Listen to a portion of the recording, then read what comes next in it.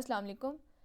आज हम पढ़ेंगे chapter first of the biology class 11th, मतलब 11th क्लास का चैप्टर नंबर फर्स्ट है बायोडाइवर्सिटी एंड क्लासिफिकेशन। आज इसको पढ़ेंगे। टॉपिक नंबर फर्स्ट क्या है? 3 domain system of the classification, मतलब कि ऑर्गेनिज्म को कैसे क्लासिफाई किया जाता था। जो पहले साइंटिस्ट थे उनका क्या नज़रिया था और जो अब के साइंटिस्ट हैं उनका क्या नज़रिया है।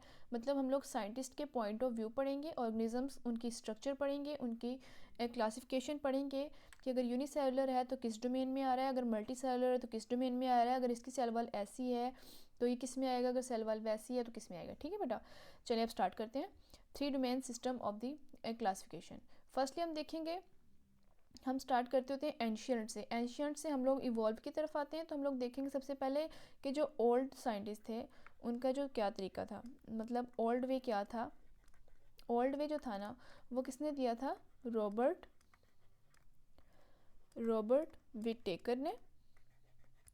रॉबर्ट विटेकर ने उसने कौन सा सिस्टम दिया था? उसने 5 किंगडम क्लासिफिकेशन सिस्टम दिया था। उसने 5 किंगडम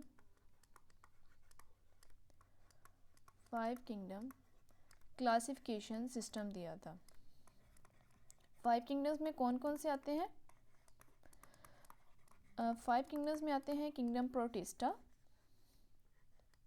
किंगडम प्रोटिस्टा,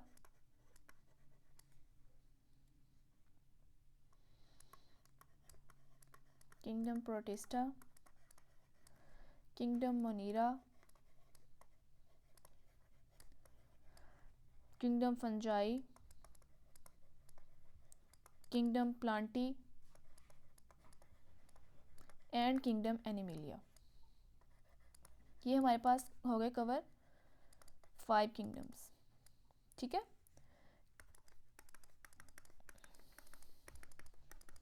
ठीक है बेटा। लेकिन जो न्यू वे था उसने वो किसने जो न्यू वे था वो दिया था कर्ल वॉइस ने 1990 के अंदर मॉलिक्यूलर एविडेंस की बेस के ऊपर। उसने सुपर ग्रुप्स बनाए,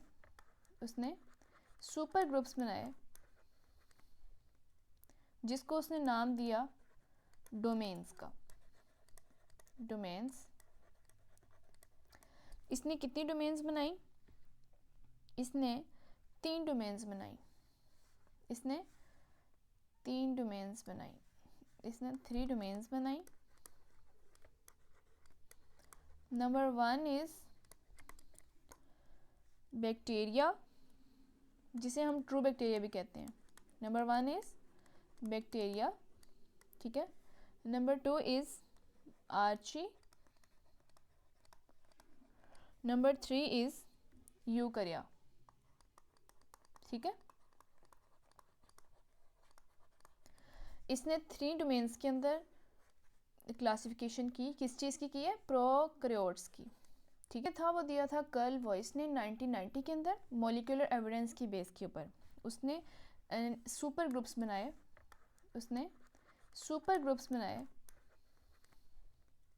जिसको उसने नाम दिया डोमेन्स का। डोमेन्स। इसने कितनी डोमेन्स बनाई? इसने 3 डोमेन्स बनाई। इसने 3 डोमेन्स बनाई। इसने 3 डोमेन्स बनाई। नंबर 1 इज बैक्टीरिया, जिसे हम ट्रू बैक्टीरिया भी कहते हैं। नंबर 1 इज बैक्टीरिया, ठीक है। Number 2 is archaea. Number 3 is eukarya, ठीक है। इसने 3 डोमेन्स के अंदर क्लासिफिकेशन की, किस चीज़ की है? प्रोकैरियोट्स की, ठीक है। Number 1 is bacteria, number 2 is archaea, number 3 is eukarya. Bacteria वही ट्रू बैक्टीरिया जिसे हम कहते हैं। बैक्टीरिया मतलब जो ट्रू बैक्टीरिया होते हैं यूनिसेलुलर होते हैं, ठीक है। Archaea ancient extreme living organisms, मतलब जब कोई भी चीज़ नहीं थी ना तब ये आर्ची थे। एंशियंट एक्सट्रीम लिविंग ऑर्गेनिजम्स, ठीक है। और यूकरिया। आर्ची को हम लोग एक नया नाम भी देते हैं, वो कौन सा है, उसे हम कहते हैं एक्सट्रीमोफाइल्स। आर्ची को हम क्या कहते हैं, ये एक एमसीक्यू से बन सकता है कि आर्ची को हम क्या कहते हैं। आर्ची को जो नेम है वो क्या है, एक्सट्रीमोफाइल्स, एक्सट्रीमोफाइल्स। एक्सट्रीमोफाइल्स इसको क्यों कहते हैं, एक्सट्रीमोफाइल्स इसको इस बेस पे कहा गया है कि जब कोई चीज़ भी एग्जिस्ट नहीं कर रही थी तब ये एग्जिस्ट कर रहे थे। मतलब कि they can survive where nobody can live, where nobody can live। ठीक है, इसने 3 डोमेन्स बनाई है, bacteria, archaea and eukarya. Bacteria वही ट्रू बैक्टीरिया जो होते हैं। आर्ची के अंदर क्या आएगा, एंशिएंट एक्सट्रीम लिविंग ऑर्गेनिजम्स, मतलब एक्सट्रीमोफाइल्स। एक्सट्रीमोफाइल्स को क्यों कहते हैं, क्योंकि they can survive where the nobody can live, ये वहाँ सर्वाइव कर सकते हैं जहाँ कोई भी सर्वाइव नहीं कर सकता। ठीक है, और यूकरिया। इसके बाद हम लोग डिफरेंस कर लेंगे आर्ची बैक्टीरिया, आर्ची के अंदर एंड बैक्टीरिया के अंदर। हमारा नेक्स्ट, ये हमारे पास एज अ शॉर्ट क्वेश्चन भी आ सकता है कि difference between the bacteria and archaea. इसके अंदर डिफरेंस जब लिखना होगा तो आप इस तरह लिखेंगे। सबसे पहले हम डिफरेंस स्टार्ट करेंगे सेल मेम्ब्रेन से। यहाँ पे एक सेक्शन बना लेते हैं, ये है आर्ची का सेक्शन और ये है बैक्टीरिया का सेक्शन। ये है आर्ची का सेक्शन और ये है बैक्टीरिया का सेक्शन। ठीक है, अब हम स्टार्ट करेंगे पॉइंट नंबर 1 से, जो कि हमारे पास है cell membrane.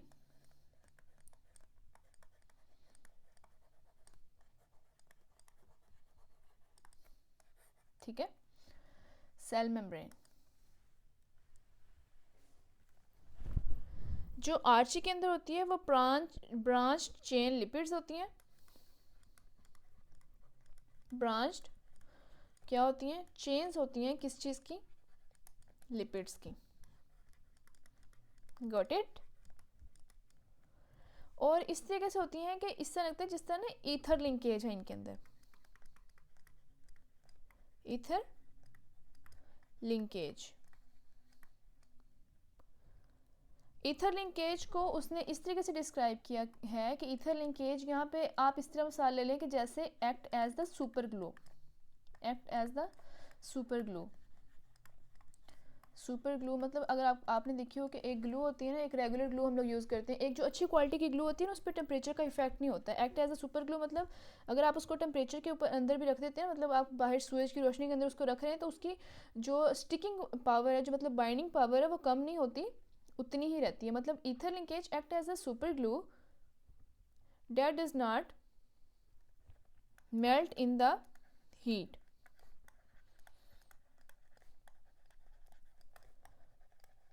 Melt in the heat कह लें या फिर कह लें कि हाई टेम्परेचर, हाई टेम्परेचर। अब हम बात करते हैं बैक्टीरिया की। तो बैक्टीरिया के अंदर क्या होता है, बैक्टीरिया के अंदर भी लिपिड्स होते हैं, लेकिन यहाँ पे क्या होता है कि ईस्टर लिंकेज होता है। यहाँ पे एस्टर लिंकेज होता है, जिसको आप मिसाल ले लें कि ऐसे है जैसे act as the regular glue, act as the regular glue, और इस पे टेम्परेचर का इफेक्ट होगा। that can be melt in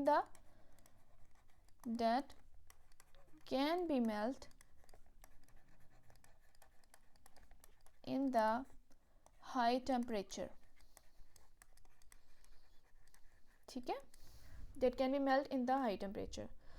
इसके बाद हम बात करेंगे point number 2, that is the cell wall। Number 1 discuss कर ले सेल मेम्ब्रेन। सेल मेम्ब्रेन का उम्मीद आपको समझ आ गई होगी कि इसके अंदर ब्रांच चेन होती है लिपिड्स की, और जो इस तरीके से लिंकेज, इनके अंदर लिंकेज कौन सा होता है, ईथर लिंकेज होता है। Act as a super glue that does not melt in the high temperature. ठीक है, और यहाँ पे जो एस्टर लिंकेज होता है act as the regular glue that can be melt in the high temperature, जो कि मेल्ट कर सकता है हाई टेम्परेचर के अंदर। नंबर 2 पे क्या है, सेल वॉल है। सेल वॉल, सेल वॉल के अंदर क्या होता है, यहाँ पे लेक पेप्टाइडोग्लाइकेन, मतलब आर्ची के अंदर क्या होगा, पेप्टाइडोग्लाइकेन, सॉरी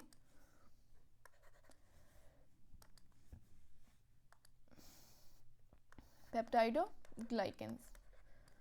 जब अल्लाह ताला उससे एक चीज़ ले रहे हैं तो उसको एक चीज़ देंगे भी, उसके अंदर पेप्टाइडोग्लाइकेन की कमी है, लेकिन फिर अल्लाह ताला उसको क्या दे दिया, उसको दे दिया है pseudo peptidoglycan and have the pseudo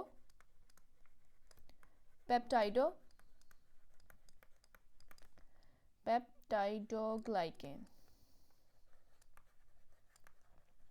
ठीक है। और बैक्टीरिया की बात करें तो बैक्टीरिया के अंदर पेप्टाइडोग्लाइकेन होता है, पेप्टाइडोग्लाइकेन। अब तक हमने 2 डिफरेंसेस किए हैं आर्ची के अंदर एंड बैक्टीरिया के अंदर। पहली बात की सेल मेम्ब्रेन की, सेल मेम्ब्रेन के अंदर इसके अंदर ईथर लिंकेज है, उसमें एस्टर लिंकेज है, ether linkage act as the super glue, yes.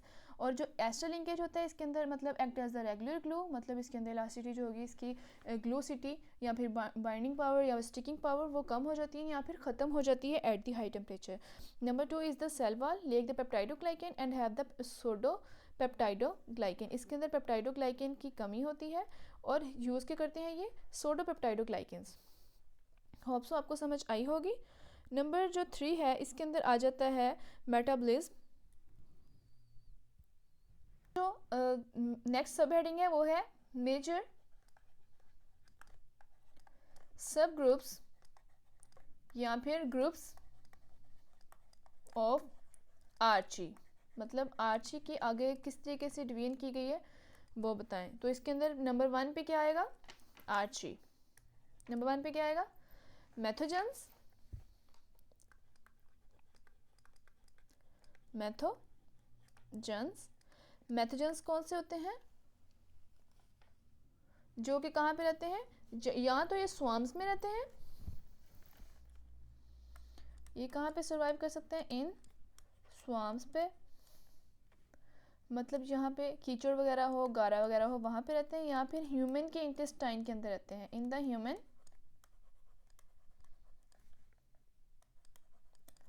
Intestine. ठीक है, मैथोजेंस तो हो गए नंबर 1। नंबर 2 पे क्या है, नंबर 2 पे है हेलोबैक्टर्स, हेलोबैक्टर्स। हेलोबैक्टर कहाँ पे रहते हैं, ये रहते हैं एक्सट्रीम सॉल्टी वाटर के अंदर, एक्सट्रीम सॉल्टी वाटर। सॉल्ट का जब भी नाम सुनते हैं तो दिमाग में फ़ौरन क्या आता है कि ये ओशन में रहते होंगे, समंदर में रहते होंगे, तो यस ये रहते हैं डेड सी के अंदर, डेड सी में रहते हैं, मतलब इनको एक्सट्रीम सॉल्टी इन्वायरमेंट चाहिए होता है सर्वाइव करने के लिए, तो ये डेड सी इनके लिए बेस्ट रहेगा। ठीक है। और नंबर 3 पे कौन सा आ जाता है, वो आता है हमारे पास थर्मोकॉकी। नंबर 3 पे कौन सा आता है, थर्मोकॉकी। थर्मोकॉकी कहाँ पे रहते हैं, अब ये रहते हैं बॉइलिंग हॉट स्प्रिंग्स के अंदर, बॉइलिंग हॉट स्प्रिंग्स में। ठीक है, उम्मीद है आपको समझ आई होगी। अब चलते हैं हम लोग डोमेन बैक्टीरिया की तरफ।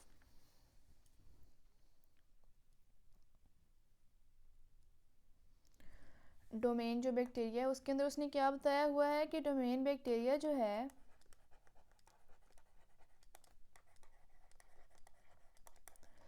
बैक्टीरिया को देख के फ़ौरन याद आता है कि भाई इसके अंदर तो ईकोलाई की बात करते थे हम लोग शुरू से, ईकोलाई ईकोलाई ईकोलाई। तो जी इसके अंदर एग्जाम्पल में क्या दिया हुआ है इन्होंने, ईकोलाई। इसकी अगर हम लोग सेल वॉल की बात करें तो सेल वॉल इसकी किस चीज़ से बनी होती है, जी से ही बता रहे हैं आप, पेप्टाइडोग्लाइकेन की बनी होती है। ये तो हम पहले भी डिस्कस कर चुके हैं, आपको बताना मुझे चाहिए, ये पेप्टाइडोग्लाइकेन से बनी होगी, पेप्टाइडो ग्लाइकेन से बनी होगी। मैं इसका जी पता नहीं क्यों भूल जाती हूँ हर बार। पेप्टाइडोग्लाइकेन से बनी होगी। जैसे हम लोग कोई भी बैक्टीरियल इन्फेक्शन होता है, कोई बुखार हो या फिर गला ख़राब है, तो डॉक्टर हमें क्या प्रेस्क्राइब करते हैं, हमें देते हैं एंटीबायोटिक्स। एंटीबायोटिक्स क्या करती हैं, एंटीबायोटिक्स जाके पेप्टाइडोग्लाइकेन को पेप्टाइडोग्लाइकेन के ऊपर जाके रिएक्ट करती हैं, जिससे जो उसकी सेल वॉल हो जाती है ना, वो हो जाती है ब्रेक। सेल वॉल ब्रेक होगी तो जो सेल होगा, आई मीन उससे बैक्टीरिया जो होगा वो किल हो जाएगा, वो किल हो जाएगा, किल हो जाएगा। किल होने के बाद हम ठीक होने लग जाएंगे, हम हेल्दी हो जाएंगे। ठीक है, मतलब हमारी उस बीमारी से जान छूट जाएगी। ठीक है, we will become happy. Antibiotics किस पे इफेक्ट करती हैं, एंटीबायोटिक्स का जो टारगेट होता है हर बार वो क्या होता है, पेप्टाइडोग्लाइकेन। बिकॉज सेल वॉल ही जो होती है, जब सेल रप्चर होगा, सेल वॉल रप्चर होगी तो सेल रप्चर होगा। ठीक है, ये बाहर वाली दीवार है। अगर बाहर वाली दीवार, सपोज करें आप घर के अंदर है, अपने घर की दीवार को पार करना है तो आप घर के अंदर आएंगे ना। इस तरीके से एंटीबायोटिक जो होती है वो पेप्टाइडोग्लाइकेन पर टारगेट करती है, जो कि किसकी कॉम्पोजिशन होती है, सेल वॉल की। सेल वॉल फिर ब्रेक हो जाएगी, फिर वो बैक्टीरिया के किल करने में आसानी रहती है और फिर हम हेल्दी हो जाते हैं। ठीक है, अब जो है हमारे पास नेक्स्ट जो हम डिस्कस करने लगे हैं वो है बैक्टीरिया की सेल वॉल। तो पढ़ ली हमने, अब हम क्या पढ़ेंगे, जेनेटिक मटेरियल। जेनेटिक मटेरियल के अंदर इसके क्या क्या आएगा। जेनेटिक मटेरियल में इसके आता है कि एक सिंगल सर्कुलर क्रोमोसोम होता है और जिस रीजन में रह रहा होता है उसे हम लोग क्या कहते हैं, nucleoid. Number 2, single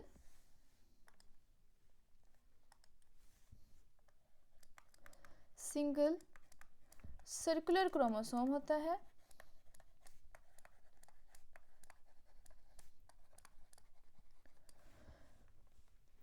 single circular chromosome होता है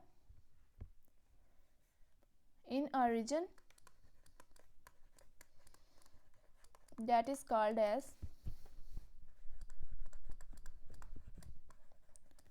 न्यूक्लियोइड। ठीक है, जिस रीजन को हम क्या कहते हैं, न्यूक्लियोइड कहते हैं। उम्मीद है आपको समझ आई होगी। मैंने आसान से आसान करने की कोशिश की है ताकि आपको बिल्कुल भी मसला ना हो पढ़ने में। नंबर 3 भी हम डिस्कस कर लेते हैं, इसी की सब हेडिंग है। हम करेक्टरिस्टिक्स पढ़े ना बैक्टीरिया की, तो नंबर 3 पे कौन सी पढ़ेंगे हम, प्लाज्मेट्स। प्लाज्मेट्स, प्लाज्मेट्स क्या होते हैं। अब प्लाज्मेट्स क्या होते हैं, आप इसको चीटिंग कोड्स भी कह सकते हैं ना, चीट कोड्स। मतलब कि ये चीटिंग करें, जैसे इसको पता चलता है कि भाई डीएनए तो भाई हो गया ख़त्म, तो ये अपने आप को जाहिर करने लग जाते हैं। इसे हम चीट कोड्स भी कहते हैं। इसका निक नेम रख लें आप। ठीक है, इसका चीट कोड्स नेम है। ये होते क्या है, अगर आपसे पूछ लें कि व्हाट आर द प्लाज्मेट्स, तो हम कहेंगे टाइनी एक्स्ट्रा लूप्स होते हैं। एक्स्ट्रा लूप्स होते हैं किसके, डीएनए के। Tiny extra loops of the DNA are known as plasmids. Plasmids या फिर चीट कोड्स। ठीक है, जैसे ही डीएनए पे इफेक्ट हुआ तो इसने अपने आप को अपीयर करना शुरू कर दिया, और ये एंटीबायोटिक रेजिस्टेंस होते हैं, रेजिस्टेंस शो करते हैं, एंटीबायोटिक रेजिस्टेंट होते हैं ये। मतलब इन पे एंटीबायोटिक अफेक्ट नहीं कर सकती ना, तो इसलिए ये अपने आप को शो करते हैं, एंटीबायोटिक रेजिस्ट करते हैं ये एंटीबायोटिक्स को। और जिसकी वजह से बैक्टीरिया जो होते हैं स्वैप टू गेन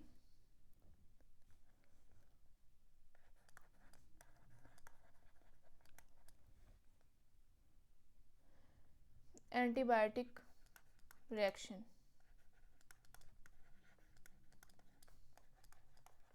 ठीक है,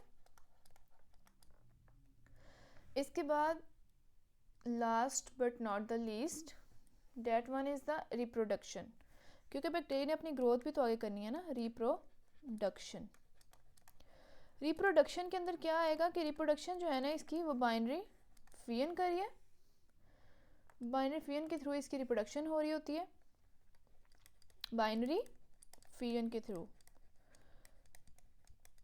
अब बाइनरी फिजन किसे कहते हैं, बाइनरी फिजन कहते हैं वन सेल, एक सेल जो है वो स्प्लिट कर जाए into the two identical cells, into two identical cells called as binary fission. उसे हम क्या कहेंगे? Binary fission. ठीक है, एक सेल था, उसके अंदर यहाँ पे डीएनए पड़ा हुआ है, ये प्लाज्मिड पड़े हुए हैं, ये सेल वॉल है, ये स्प्लिट कर जाए किसके अंदर? टू आइडेंटिकल सेल्स के अंदर, तो उसे क्या कहेंगे हम? ये इसने बाइनरी फिशन की है. ठीक है, अगर क्वेश्चन आ जाए किसी तरीके से भी आ जाए, एमसीक्यूज आ जाए, शॉर्ट क्वेश्चन आ जाए कि भाई डिफरेंस कर दो बैक्टीरिया के अंदर, फंजाई बैक्टीरिया के अंदर कर दो, यूकरिया के अंदर कर दो और आर्ची के अंदर कर दो, तो आप डिफरेंस किस तरीके से करेंगे? एक ही पॉइंट पकड़ेंगे, उसको तीनों में डिवाइड करते जाएंगे हम. ठीक है, नंबर 1 डिफरेंस के लिए हम कलर कौन सा लें? ये ग्रीन ले लेते हैं. डिफरेंस करने लगे हैं. पहले डिफरेंस किसके अंदर किया था हमने? बैक्टीरिया के अंदर एंड आर्ची के अंदर. हम डिफरेंस करेंगे आर्ची के अंदर, बैक्टीरिया के अंदर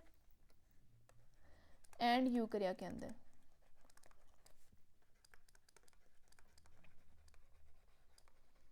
के सेल टाइप कौन सी होती है? सेल टाइप होती है, ये सेल क्या होता है? आर्ची सेल जो होता है ये होता है प्रोकैरियोटिक.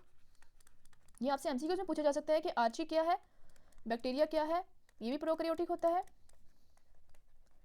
और ये होता है यूकैरियोटिक. यूकैरिया से याद कर लें आप, यूकैरिया मतलब यूकैरियोटिक सेल है ये वाला. ठीक है, नंबर 2 पे हम लोग डिस्कस करेंगे जो मेम्ब्रेन होती है. बताया था पहले, मेम्ब्रेन इनकी लिपिड मेम्ब्रेन है. मेम्ब्रेन कौन सी है? लिपिड. अब क्वेश्चन ये है ब्रांच्ड है, अनब्रांच्ड है, सिंगुलर है, सर्कुलर है, कैसी है? तो ये ब्रांच्ड है. आर्ची के अंदर कैसी होगी? आर्ची के अंदर है ये ब्रांच्ड, ब्रांच्ड है जी, ब्रांच्ड है.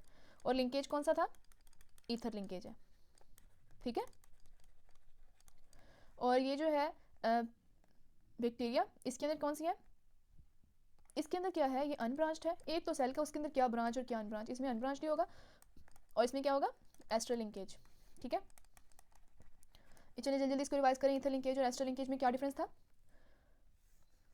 और अनब्रांच्ड है यहाँ पे भी यूकैरिया के अंदर, और यहाँ पे कौन सा है? Ester linkage.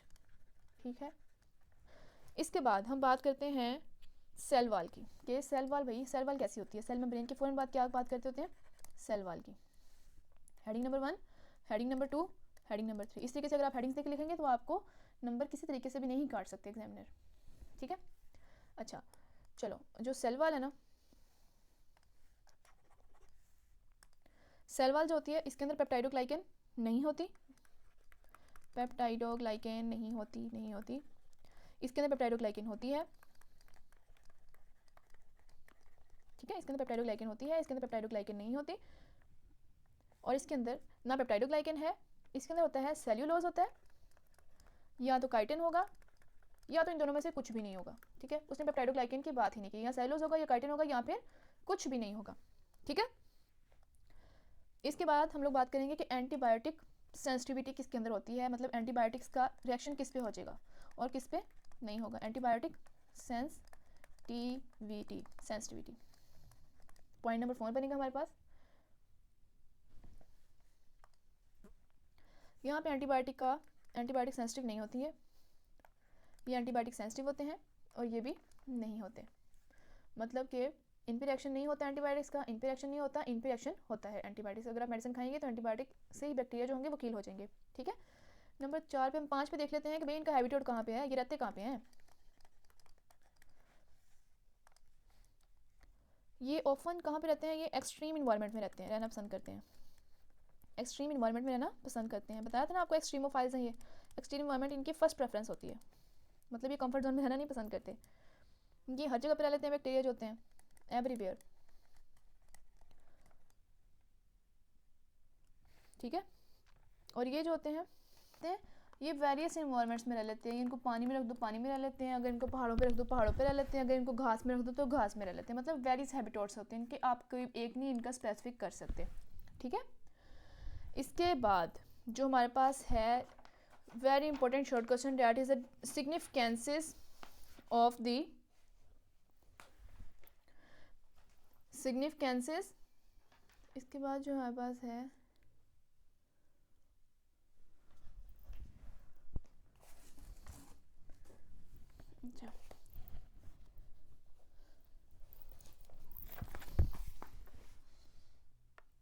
अच्छा जी, ये पढ़ लिया हमने, आपको समझ आ गई है इसकी डिफरेंस पढ़ा हमने बैक्टीरिया के अंदर, आर्ची के अंदर एंड यूकैरिया के अंदर। सेल टाइप पढ़ी है कि प्रोकैरियोटिक है, यूकैरियोटिक है, दो प्रोकैरियोटिक है एक यूकैरियोटिक है, ये ब्रांच्ड है ये अनब्रांच्ड है और ये दोनों अनब्रांच्ड है। ठीक है, इसमें पेप्टाइडोग्लाइकेन नहीं होता, इसमें होता है, और इसमें सेलुलोज या काइटिन होता है।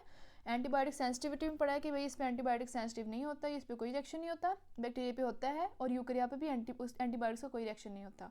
इसके बाद हैबिटेट की बात करें कि एक्सट्रीम इन्वायरमेंट है, एवरीवेयर या फिर वेरियस। ठीक है, इसके बाद हम पढ़ लेते हैं कि भाई सिग्निफिकेंसेस क्या क्या हैं, सिग्निफिकेंसेस क्या क्या हैं जो हम लोग आर्ची, सिग्निफिकेंसेस क्या हैं ऑफ आर्ची की in the real life, in the real life.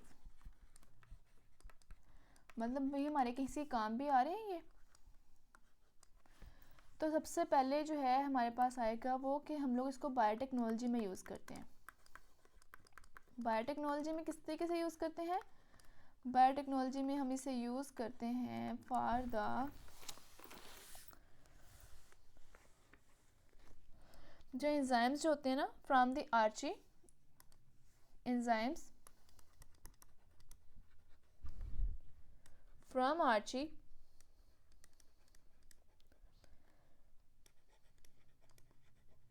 are used in the PCR.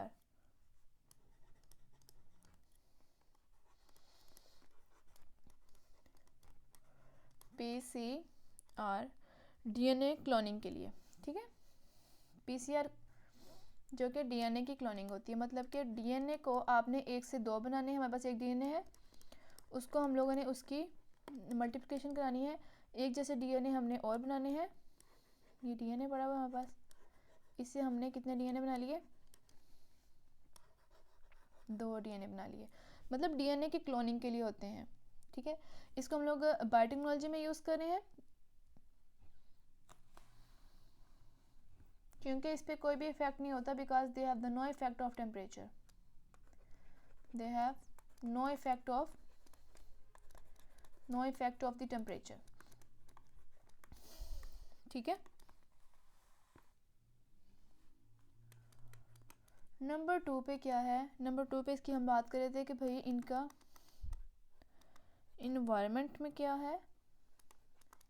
Environment में हम इससे बनवाते हैं, क्या बनवाते हैं, बायोगैस बनवाते हैं कि भाई हमें बायोगैस बना दो। मैथोजेंस हम डिस्कस किया था ना पहले, मैथोजेंस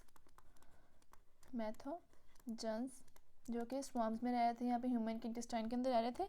मैथोजेंस are used in the sewage treatment, sewage treatment to produce the, are use कहाँ पे किए जाते हैं, in the sewage treatment to produce the biogas, to produce biogas. Biogas बनाने के लिए हम लोग इसको यूज़ करते हैं मैथोजेंस को। ठीक है, या तो फिर हम इसको यूज़ करते हैं माइनिंग के लिए। माइनिंग किसे कहते हैं, मतलब archaea help to extract the various metals like the gold, मतलब कि मेटल्स की एक्सट्रैक्शन के लिए, मेटल्स की एक्सट्रैक्शन के लिए।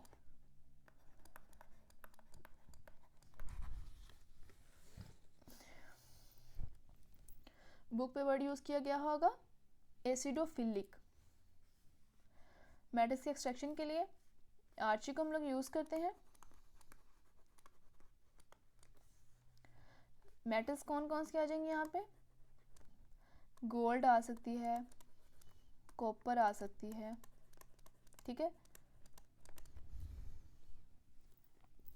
हमने टॉपिक कर लिया। अब इसके बाद हम कुछ MCQ से अपने आप को टेस्ट करते हैं कि भाई हमें समझ आई भी है कि नहीं आई। तो MCQs के अंदर सबसे पहले क्या है कि who propose the 5 kingdom classification system in 1969 के अंदर किसने दिया था? रॉबर्ट विटेकर ने दिया था। In 1990, Karl was suggested a classification system based on the 3 domains. Which one is not of these domains? Archaea पढ़ी थी, बैक्टीरिया पढ़ी थी, यूकरिया पढ़ी थी, लेकिन जो मोनीरा थी ये हमने नहीं पढ़ी थी वहाँ पे। ठीक है, आपने जल्दबाजी में जल्दी जल्दी लगाने की कोशिश नहीं करनी। सबसे पहले अब अगर आप यहाँ पे प्रैक्टिस करें या फिर एग्जाम की बात करें तो आपने पहले सारे क्वेश्चंस पढ़ने होते हैं, मतलब 4 के 4 आपने ऑप्शंस पढ़ने हैं, फिर आपने टिक करना है। The evolutionary relationship among the organisms is known as the, उसे हम क्या कहते हैं? Phylogeny. Archaea are the unique because their cell membrane contain the lipids with the ether linkage होता है and the branched fatty acids chain होती हैं। ठीक है, इसके बाद आ जाता है the cell wall of the bacteria contain the polymer of the sugar and amino acids is known as the, bacteria के अंदर क्या था? Peptidoglycan. Which of the following metabolic process is the unique to archaea and not found in the bacteria or the eukarya? तो वो कौन सी थी? मेथोजेनेसिस, मतलब the formation of the methane gas. वो सिर्फ आर्ची बना सकती थी। हमने इसकी सिग्निफिकेंस इसके अंदर भी पढ़ा था। होप सो आपको समझ आई होगी बेटा।